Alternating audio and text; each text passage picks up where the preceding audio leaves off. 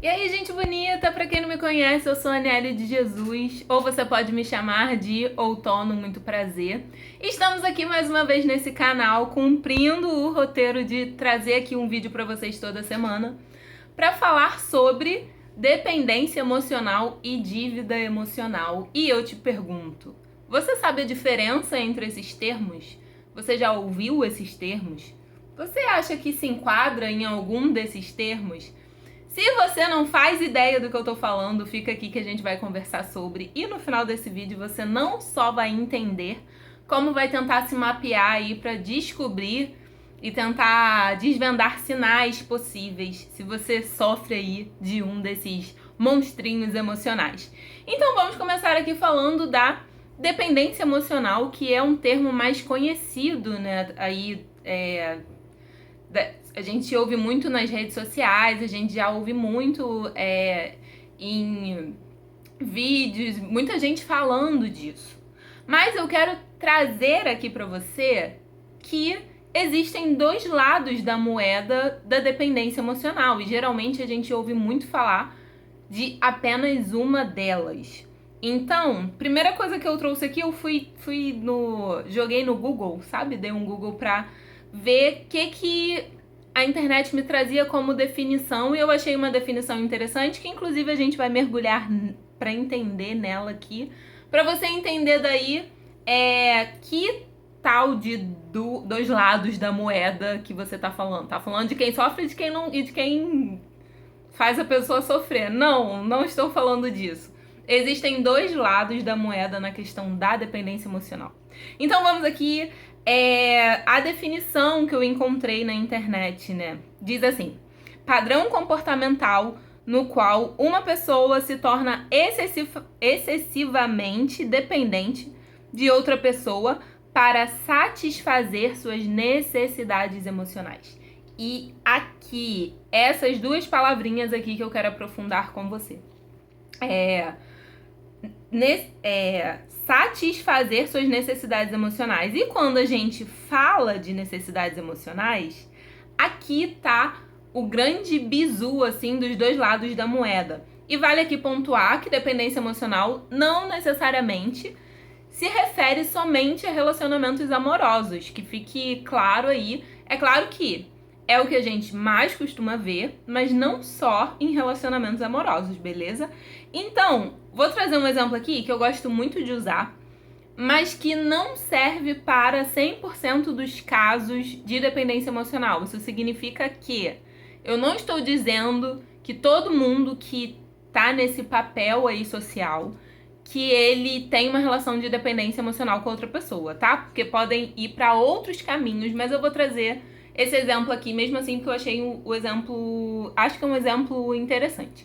Que eu sempre gosto de falar que é o exemplo e o papel da vítima e do herói, né?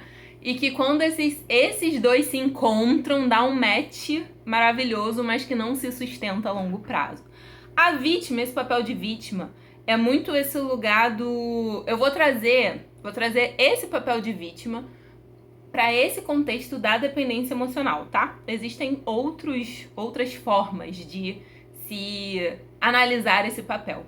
Mas, por exemplo, esse papel da vítima, eu vou colocar como esse lugar dessa pessoa que precisa de ajuda e precisa de uma outra pessoa e precisa de alguém para fazer a vida ter sentido. E aí isso tá sempre atrelado a uma outra pessoa, né? A figura de uma outra pessoa. É claro que esse lugar de vítima pode ser aquele lugar que a gente fala muito, né? Que se fala muito da vitimização, da pessoa que se coloca como coitadinha e tudo mais, mas eu não estou falando especificamente desse lugar. Mas a vítima como esse lugar de a pessoa que precisa de ajuda e de alguém. E geralmente, aí como é que isso reverbera, né? Essa pessoa precisa da parceria que tá com ela, vou falar de relacionamentos amorosos, pra se sentir bem, com a sua autoestima boa. Ela precisa de validação dessa outra pessoa do relacionamento. Ela acha que aquele é o único amor possível da vida dela. E eu não tô falando aqui, não tô dizendo, me entendam, tá? Não tô dizendo aqui de maneira pejorativa, no sentido de, banalizando essa coisa da dependência emocional por ter usado o termo vítima, tá? Não, é só pra vocês visualizarem. E aí, essa pessoa tem muito medo de ser abandonada pela parceria, e é isso, né? Acha que tudo vai girar em torno dessa outra pessoa. E aí, gera uma dependência emocional, porque a necessidade emocional dela, né, que a gente falou aqui na definição, ela é suprida pela presença dessa outra pessoa. E aí tem o outro lado da moeda da dependência emocional, que eu vou trazer aqui como o herói. E aí, o que seria o herói nesse contexto, tá? Que também é isso. Tem outras formas de se analisar o herói, mas eu tô falando do herói no contexto da dependência emocional. Ele é o outro lado da moeda, que é, se tem aquela vítima que precisa de alguém pra salvar, ele é o grande salvador dessa outra pessoa que se considera vítima, né? Que tá nesse papel. Então, assim, ele vai suprir as necessidades dessa outra pessoa, ele vai dizer que vai salvar e vai se colocar nesse lugar de que a pessoa depende dela de fato, desse herói, né? Dessa persona herói. E vai suprir a necessidade emocional do herói é diferente da necessidade emocional da vítima. A necessidade emocional do herói é que tenha alguma pessoa que dependa dele. E aí a gente entra na dependência emocional. Por quê? E aí, por que eu digo que esse exemplo ele não cabe 100% na dependência emocional? Porque não necessariamente o herói é dependente emocional da vítima e vice-versa, tá? Isso aqui são papéis para exemplo. Mas quando que esse grande herói ele tá gerando uma dependência emocional naquela vítima, né? Naquela pessoa que, enquanto a vítima tá nessa coisa do preciso dele para sobreviver, o herói tá no alguém depende de mim para sobreviver. E isso preenche a necessidade emocional desse herói, que é se sentir relevante, porque alguém precisa dele para ser salvo. E aí, quando vira uma dependência emocional? Quando, por exemplo, essa vítima cai em si e, enfim, pelos movimentos aí da vida e fala, cara, não, eu não dependo, a partir de agora não quero mais, e rompe. Quando tem um rompimento, aqui é o ponto de dependência emocional desse herói. Quando tem um rompimento que essa pessoa, que esse herói se vê sem aquela pessoa dependendo dele, sem ter alguém pra suprir, pra fazer por, sabe? O herói, nesse contexto, ele deixa de olhar pra ele, ele faz sempre pelo outro. E a dependência emocional está em fazer para o outro. Isso pode aparecer em relacionamentos amorosos, mas pode aparecer, por exemplo, em relações de pais e filhos. Em relações de avós, né? Avós com netos, pode aparecer nesse lugar. E aí, quando tem um rompimento, que essa outra pessoa que dependia, né? Que dependia da ajuda e do auxílio, não depende mais, esse herói se desestabiliza completamente, porque o que fazia sentido, o que dava sentido e o que dava propósito para essa pessoa era fazer sempre em prol do outro. E aí, puxando essa linha de raciocínio, não sei se vocês estão começando a entender agora. Se você não tá entendendo ou se você tá discordando, joga aí no comentário, vamos conversar sobre. E aí, é isso. Existem essa relação de dependência que ela é meio que o outro lado da moeda. Que a minha dependência emocional está em ter alguma pessoa, algum ser humano que dependa de mim pra ajudar. A ponto de, muitas das vezes, cara, isso aqui é ouro em pó, hein? Muitas das vezes, essa pessoa forçar uma barra que a outra pessoa precisa de ajuda. Vou dar um exemplo. Por exemplo, suponha que, como a gente tá falando dessas figuras, vou manter esses termos, tá? Suponha que essa vítima, ela tá... Não vou nem usar a vítima, porque, por exemplo, não necessariamente um vai encontrar o outro, tá? Mas assim, suponha que esse lugar do herói, né, encontra uma pessoa ou tá lá numa relação, é uma relação, por exemplo, de pai e filho, e esse filho tá precisando de uma ajuda financeira. E aí esse pai, ele começa a suprir.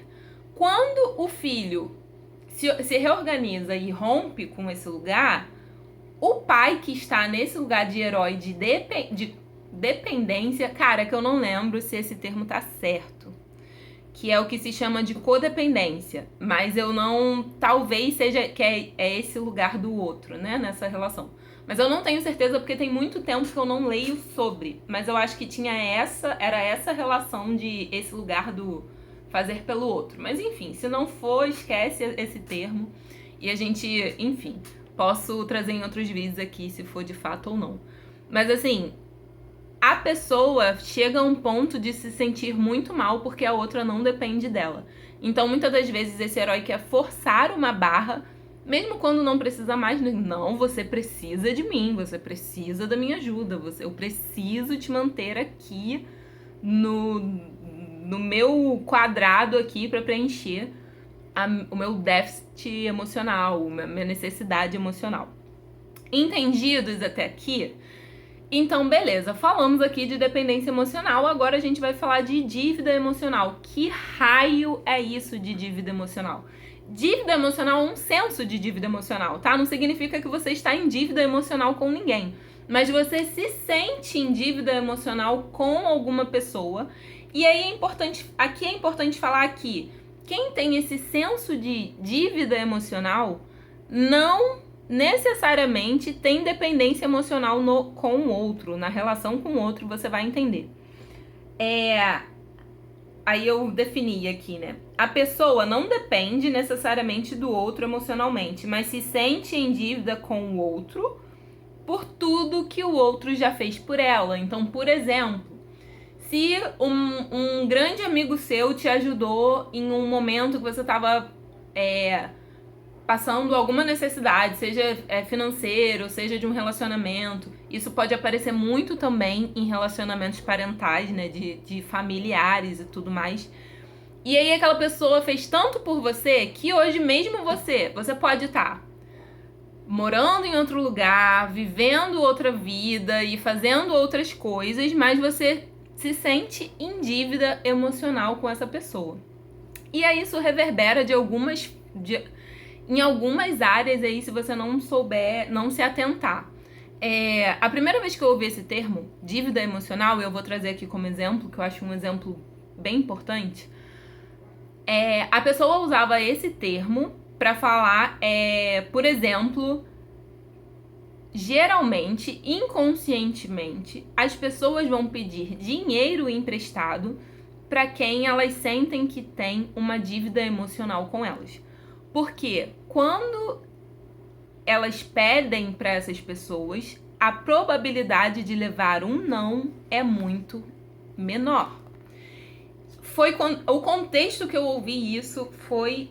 esse termo foi nesse contexto. E eu fiquei pensando, caraca, isso aqui dá para muitas coisas e não só financeiramente. E aí eu... Desculpa, deixa eu beber aqui o meu chazinho. E aí eu comecei a matutar isso na minha cabeça e anotei algumas coisas aqui. Por exemplo, dívida emocional pode ser um dos motivos que muitos relacionamentos não rompem, as pessoas se mantêm em relacionamentos que já tá na cara que não vai funcionar, não vai pra frente, mas elas se mantêm porque elas sentem que tem uma dívida emocional e aí elas não rompem, elas não acham justo, elas acham que estão em dívida e que essa dívida nunca vai ser paga e aí elas se mantêm em um relacionamento que tá fadado ao fracasso, já tá ali bem na cara.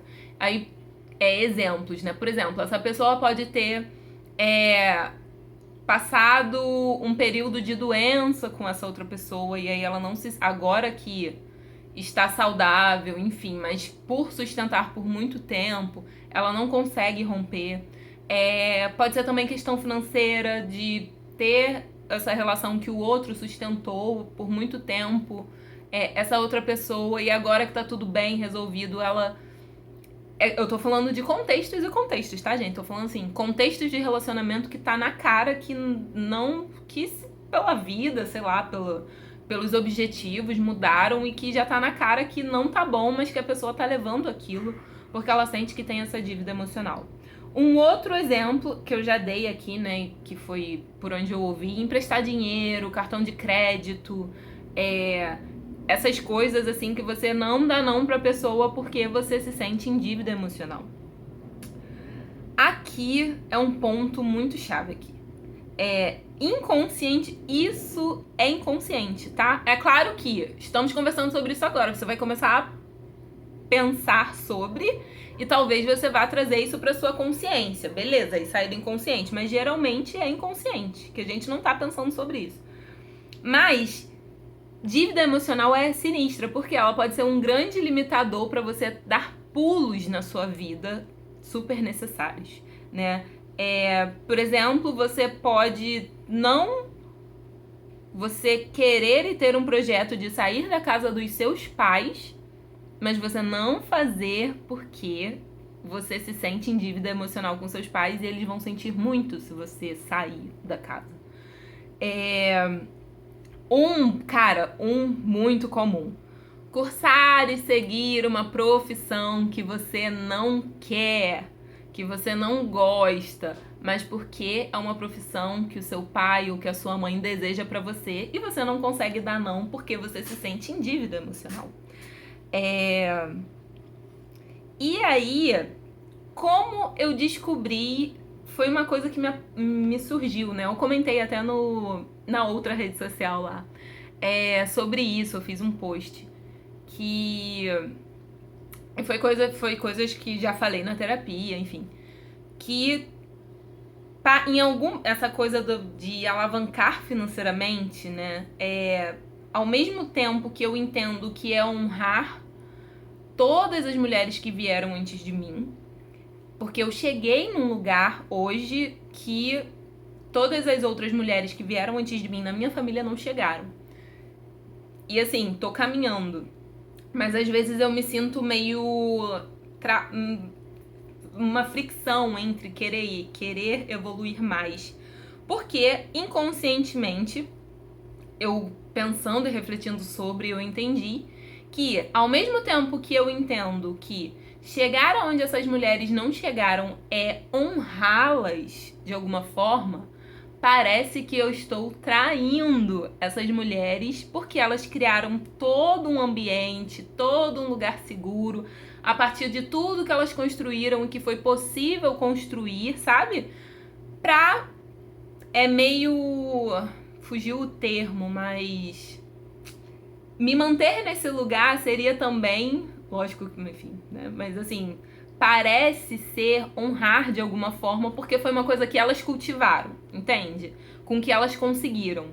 Então parece que eu sair desse lugar é uma forma de traição, quando na verdade, racionalmente, a gente sabe que não é, porque se eu cheguei onde eu cheguei, se eu vou chegar onde eu ainda pretendo, e pretendo chegar bem longe,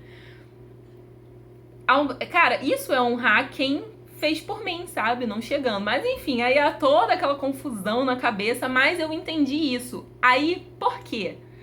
Porque eu me sinto em dívida emocional com essas mulheres. E aí parece que eu tenho que me manter naquele lugar, né? E eu não sei se faz sentido pra você. Coloca aí no seu contexto pra pensar sobre essas relações com família, com amigos, com, enfim, né?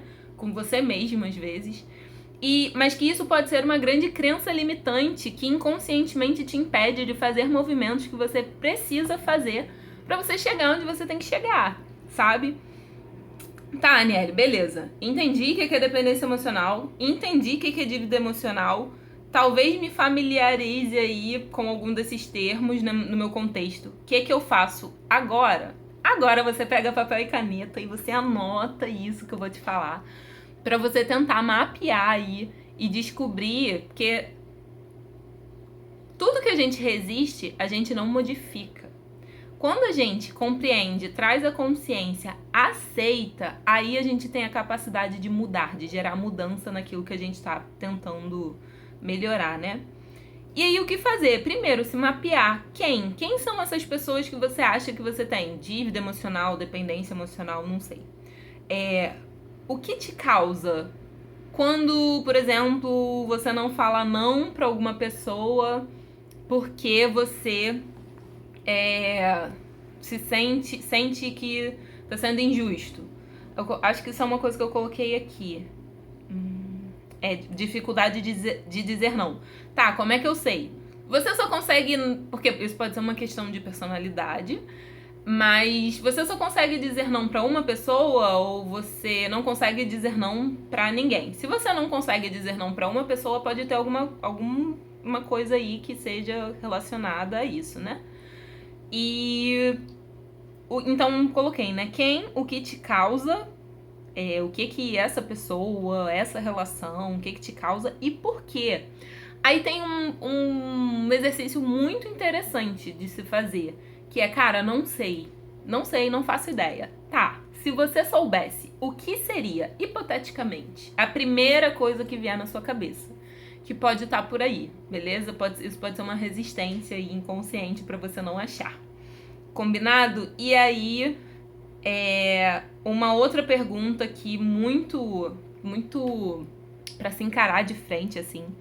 O que você vai perder tomando essa decisão que você tá procrastinando a tomar ou que você não tem coragem de tomar? O que você perde? Porque assim, sabemos que perdemos algo, mas a gente perde talvez pra ganhar, pra conseguir ganhar, mas lá pra frente. Então eu coloquei essas perguntas aqui. Se faz essas perguntas, se mapeia, escreve, coloca no papel. E aí, pra fechar aqui com vocês, eu trouxe 2 frases, cada um pra uma relação, né? Um pra dependência, outro pra dívida emocional lá, mas a gente se entende aqui, o que servir pra você, você pega. Toda vez que você se espreme pra caber no outro, uma parte de você morre. Não dá pra ser inteiro sempre tentando caber no outro. Não se deixe sumir. Por que eu digo isso? Porque na dependência emocional, muitas das vezes pra gente ser aceita, amada e reconhecida, aceito, amado e reconhecido, a gente vai se modificando e se ajustando pra caber no amor do outro.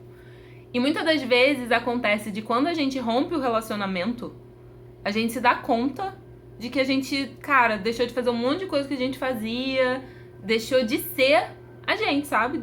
Cara, não sei mais quem eu sou, tenho que me reorganizar aqui pra voltar a fazer as coisas que eu gosto, pra me comportar do jeito que sou eu, sabe? Porque, cara, você nunca vai caber no outro. E se você tá se modulando, fazendo muita força pra caber nesse lugar do outro, né? Em como o outro te vê, em como o outro te quer, enfim, tem alguma coisa errada aí. Eu acho que as pessoas têm que se ajustar, mas sem se perder. Porque assim, todo relacionamento vai requerer um ajuste ali, né? Pra saber lidar, conversar. Não mudança, talvez a mudança venha, mas a mudança nunca vem por causa do outro. Se você não quiser mudar, não é por causa do outro que você vai mudar, assim, pelo outro. Enfim, não existe isso, gente, de mudar pelo outro. Você muda porque você vê, identifica alguma coisa e você muda. Então, pensa um pouco, reflete um pouco sobre isso. E aí, a outra frase que tem aqui: eu não posso dar conta do que não é meu. Pare de levar tudo que é do outro para o pessoal. Isso aqui é muito sobre a dívida emocional, né? Cara, seja grato pelo que fizeram por você, reconheça, mas rompa se for necessário e vai fazer seus movimentos, porque você não pode viver pelo outro. Você tem que viver a sua vida, o que você escolheu, o que você deseja. E aí, isso é uma coisa que eu já falei essa semana aqui. Aqui não, nas redes sociais. Me siga lá, tem aqui pelo canal. Me siga lá nas outras redes. Pra honrar, talvez seja necessário romper. O que você precisa romper? Quais comportamentos da sua ancestralidade que você vai precisar romper pra chegar onde você quer chegar? Quais as que você vai honrar? Quais as que você vai manter? Porque assim, em tudo que vem antes, vão existir legados para se carregar e comportamentos para romper. Nada é unânime, você não vai levar 100%, porque ninguém é 100% luz. Nenhum comportamento, nenhum relacionamento e nenhum ser humano é 100% luz. todo mundo tem suas luzes, suas sombras, e a grande sacada é quando a gente sabe conversar, dialogar e ajustar essas coisas, mas reconhecendo, porque isso é sobre ser humano. Beleza? Eu espero que você tenha gostado desse vídeo. Se você gostou, se foi relevante, se você curtiu, curte, compartilha, ativa o sininho para você não perder nada. E até a próxima, até o próximo vídeo, a gente se vê.